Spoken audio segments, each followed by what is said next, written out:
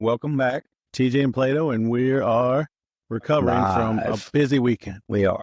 Yeah, we're going to recap our weekend. We went to Fan Expo New Orleans. TJ went to the Abita Springs International Film Festival. I slept a lot. As you said, it was a very busy but productive weekend. There's a lot of cold. There's a witches here in New Orleans. I like the cold. I can deal with cold when I have some snow to make it happy. You know how much I love snow. And we didn't get it. And we're going to get colder next week. Yeah. So it's going to feel like it's 14 is the last thing I saw. My family will be traveling soon to a swim meet out of town, and it's supposed to snow while they're there. How are you going to swim in the cold? That pond going to be frozen over? Indoor heated pool. Oh, nice. Let's talk about the weekend. Fan Expo New Orleans. NOLA Film Scene got invited to do a panel at Fan Expo, and doing a panel at a convention is something we've been talking about since we started this podcast. Yeah. And it's definitely a step in the right direction. Maybe in the near future, we'll have our own table or even run our own panel. Yeah. And we also ran into a bunch of friends while we were there. We'll talk about the panel first, though. Yeah. We were invited by Russ Stevens. He goes by Cat Bus Russ. Cat Bus Russ. And his show is a mouthful, but let me read it. Okay. His show is I Dig Crazy Flicks presents 90 for Chill, the podcast. So we did the panel and we talked about crazy films. Yeah. His premise is films should be 70 to 90 to 100 minutes. Should be short films. Cut out the fluff. There are films that expand and, they're trying to make their time limit and, get to the story, tell the point, entertain the people, keep them thrilled, keep them invigorated. Yeah. There are some films that I think need longer lengths. I couldn't imagine Gone with the Wind being shorter than what it is. Right. Some of these classic movies, I just couldn't imagine them telling the story shorter than that. That said, I think there is a lot of fluff in some movies. And doing these film festival competitions that we've been doing where the films have to be between 4 and 7 minutes, it's kind of opened my eyes up to the fact that you've got to be succinct when you're telling your story. And if you can tell a whole story in 7 minutes, you can tell a whole story in an hour and a half. Yeah. It's all about the writing. That's right. That's right. It comes down to the writing. And of course, the editing and the pacing of it. So this is like, I don't know, my 10th convention going. I've been going since like 2010. Maybe that's 14 now. Wow. But anyway, New Orleans has a convention every January. And I got to meet Grey Delisle, the voice of Daphne, amongst so many other things. And that's a thrill for me. And I actually did a couple of interviews, but I think my mic was cutting out. I don't think I'll be able to use it. And it's breaking my heart. But I did get a cool picture because I wore this Scooby-Doo shirt that's a mashup with Dungeons and Dragons, And I had a Scooby hat and I brought her Scooby snacks and she was thrilled. I met Scott Ennis, who's been the voice of Scooby-Doo for years. Not right now, I think it's Frank Welker. But still, it's awesome. A couple Supermen, Tim Daly and George Newbern. And who else have you seen my picture with Gollum himself? Yes. So last year for the Lord of the Rings, 3 of the Hobbits came, and I brought ring pops, just like we had when we were kids, although they don't fit on my finger anymore. And so there was like three guests and then 3 of us, and we're all holding ring pops, and it was a fun picture. So when Andy Serkis was coming to town, I did a little research, and that's where I bought this. It's like a half a foot big ring pop. One ring pop to rule them all. He loved it. He was very thrilled. Even took the podcast card. So you never know. You never know. It would be pretty cool if we could sit down and talk to him. Yes. And I asked Gray, I asked Scott, I was asking a few other people. My friend Jim Vess and I, which Jim. He and I worked together and did the 4-person Back to the Future cast photo.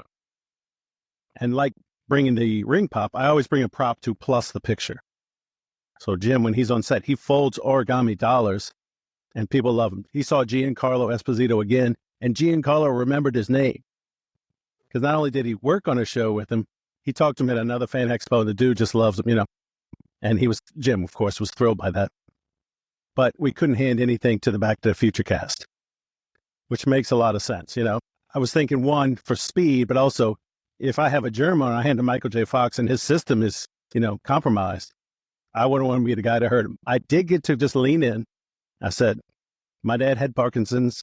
I appreciate everything you do. Thank you. And he turned. He struggled a little bit to turn because we were standing behind him. They were all in chairs. He said, okay, thanks. So I had my tiny, tiny moment with Michael J. Fox was my wife's first movie star crush, when she was a teenager. Yeah. And it was exciting for her to walk by and see his booth. And, she saw him just briefly. Yeah. So that was pretty cool. Seeing the DeLorean, I don't think it was the actual DeLorean, but it was certainly set up just like it was really cool. Years ago, I took a picture in the DeLorean. Beard. So you can pay, you get your photo with that. This was your first convention, wasn't it? I've been to comic book conventions before. Uh-huh. I lived in San Diego for a long time, but it's been a long time. Nice. Long time since I've been to one. And I had a good time. I only went Friday. I had kind of a full weekend. Before we did our panel, I got to walk around a good bit. Ran into our good friend, Josh Young, MC Popsicle. MC Popsicle. Yep. Need to go check him out. Check out his comic books. Who else did we run into? Well, we ran into another podcaster who we finally all met in person. Jennifer Valerie and Aaron, the misadventures of Team AJ. Yeah. And while they were interviewing me, because we didn't see you come up, I pulled you in. So we both got on screen for a little bit. It was fun. But it was you dragging me into it. Yeah, can't wait to see that. I don't know if have they posted it yet? They have posted it. They have posted it. Yeah. I'll make sure you get it. They said I could use a clip in our social medias. So I'll be releasing that soon. That's cool. We need to circle back with them and talk about doing a collaboration. Yeah. And they can help us with the live events too, I think that's 2025. We've got to get out there. Yeah. There are 2 more conventions coming to New Orleans. Well, the New Orleans area or adjacent. Con will be in July, and that's the same place in the New Orleans Convention Center. And then Scott Ennis is throwing Cajun Con in Gonzales in December. So we're going to have some more chances to get out there. Maybe we need to just make a NOLA Film Scene convention. That's what I want to do for a table. Not only NOLA Film Scene, us, the podcast, but have other actors who don't go to cons, and we can promote it there. How to get to these classes, how to work background. You know what I mean? You're locally, you like watching, now start doing. How many people have we heard say that they would like to get into acting, but they don't even know where to start? And I was in the same boat. And if it wasn't for people like you and other friends that I've met along the way to show me the way, I don't know that I would have gotten here, Exactly. The panel, I'm trying to remember who else we ran into that night. You, of course, every 5 feet, somebody else knew you and stopped us and talking. And neither one of us saw Miss Ooh La La. She was there Saturday. I bailed early Saturday. It was like 2 p.m. The convention went to like 7 or 8, and there's after events. And I was dog tired. Yeah. Skipped Sunday completely, was totally tired. But she was getting her costume inspected. And then I never circled back, Gotcha. So that would be another advantage of a table, so people would know where to find you. Yeah. You know what I mean? I wouldn't mind if I thought of an app. It would be weird. So you and I are friends. We're on this app. When we enter the convention, it can tell us how far apart we are. So if you want to, like, you'd have a checklist. I want to see TJ. Hey, I saw TJ, but it'd be like find your phone, but maybe Find a little friends. bit too much. Yeah, we'll see. We'll talk about it offline. I got a couple ideas. We'll make it, sell it, just a few bucks, just enough so we can quit our day job. Yeah. That's all I need. Yeah. And did you do anything else this weekend? I did. Yeah. So I wasn't able to make it back to Fan Expo on Saturday. Sunday, the whole weekend, Friday, Saturday, Sunday, the Abita Springs International Film Festival was going on, of course, over in Abita, and they put on a great festival. I didn't make it to the other days, just too much packed into the weekend. I went to the afternoon block on Sunday, And the film that we were in that you won Best Actor for, A Man from Bandera by Matt Carroll, was shown in that block. It was really cool to have a film that I was in that festival. In that block, there were some really, really good films. There was a documentary about the French Quarter, and I'm going to read this so I don't get them booger up names the right. title. Yeah. It was called Wasted: Over Tourism in the French Quarter, and it was by local actor Laura Cayuet. Very, very incredible film. It talked about all the tourism, how tourists come in and don't respect the French Quarter. They leave trash. And, one of the things they said, if you're a local and you fall down drunk and lay there, that's one thing. But if you're an out of towner, don't come and puke on our sidewalks and pass out or use street. it as a bathroom. But they talked about the infrastructure, and all of those buildings are incredibly old, and they're not made to support modern infrastructure, and all the traffic that goes through there is literally shaking the mortar loose from the bricks of some of these buildings. And they touched on the collapse of the Hard Rock Cafe or Hard Rock Casino Hotel that was being built. And it was too big of a building for the small space that they were trying to build it in. I guess they got an abeyance, and they were trying to go up and out, and it just wasn't stable. But that was a very, very good film. And then another local film was A Touch of Magic by Shane Lecoq, our friend. And we had a lot of friends that were in that film. And Lance Nichols, of course, won Best Actor for the festival. Our friend Anne Mahoney won Best Actress. Mm-hmm. And A Touch of Magic, that was the first time I've seen it. It was really, really good. Very well done. Yeah. Very well written, very well directed, very well acted. I really enjoyed that film. Shane's been touring the circuit. He's been getting a lot of awards. Yeah, it's a good film. Really good film. I got to see him briefly on Sunday and talk to him. And so let me pause you. We got our, really, it might even be our second chat, but our first for today. Hey, Andrew, how you doing? Thanks for joining us. We got a chat person. We got a panel. We got a chat. Yeah, there it is. Hey, Andrew. Hey. I forgot what I was saying now. You were talking about how Touch of Magic it won an award. It did win. I think that was the weekend. It doesn't sound like much, but it was. No. There was a lot going on. Like I said, I bailed about 2:30 in the afternoon, got home at 3, and I slept for like 12 hours. Yeah.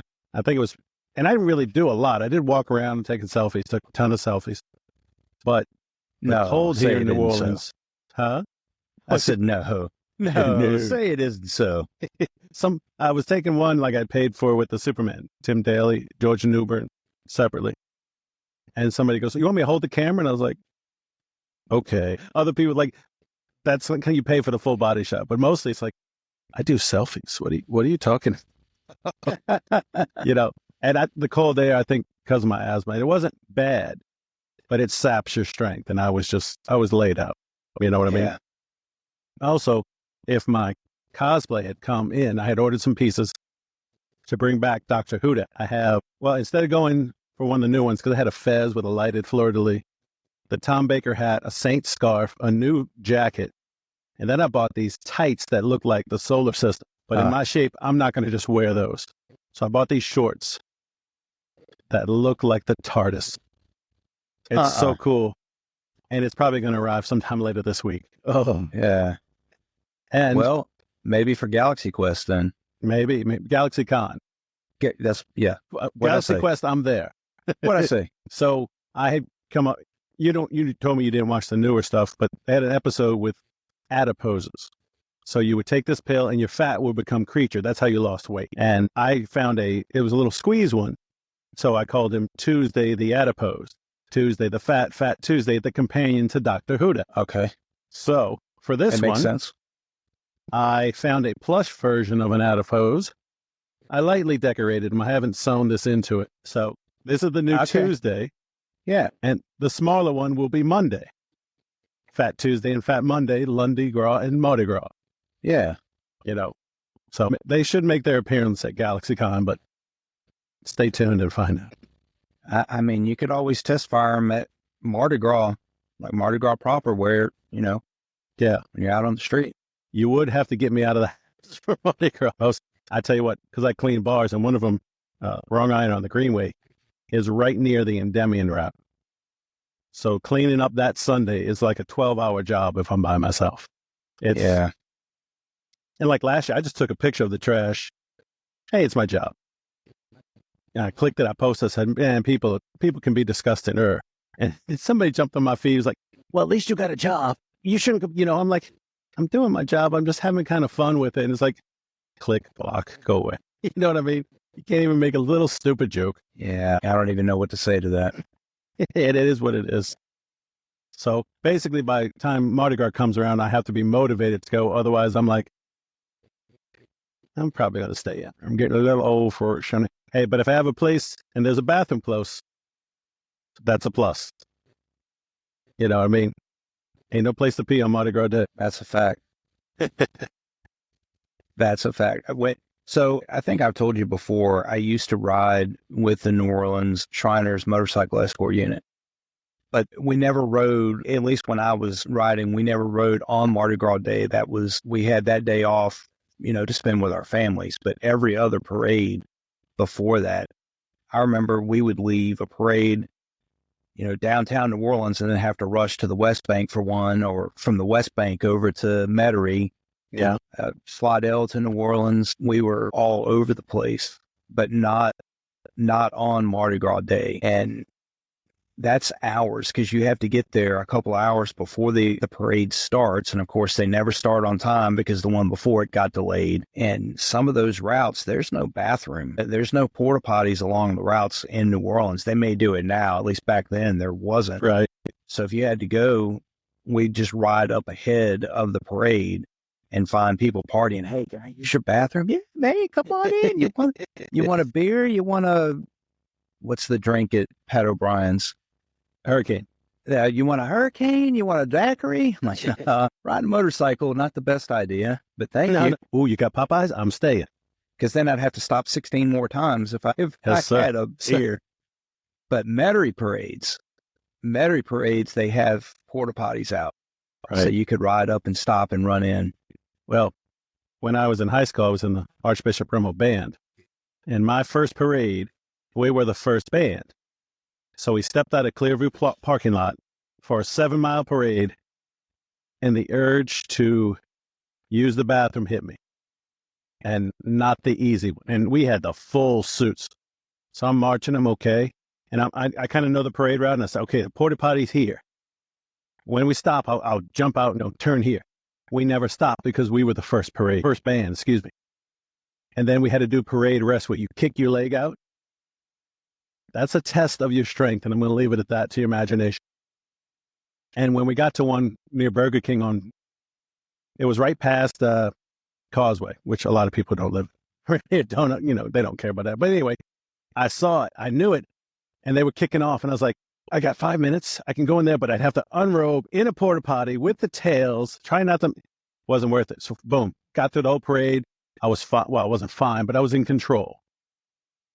Maybe I'll have a second. All right, get on the bus. We're going back to school. Okay. I'm in control. We get back there. We got a bathroom, and all the girls were in line to change to go out that night. Son of a, and then my dad was there for the ride home. I am pleased to say I made it in control all the way home, photo finish. That might have been when everything broke after that. The other thing, you're talking about not having to ride on Mardi Gras Day. We didn't march on Mardi Gras Day. And you could tell the out-of-town bands because their tubers aren't covered with sheets. To keep the beats from going in. Everybody's throwing. You see them turning, they're shaking it out. Yeah. So I'd be lying if I said I never tried as a kid. I never did that. Oh, we had a great time this weekend, folks. We look to doing forward. I can speak for a living, right?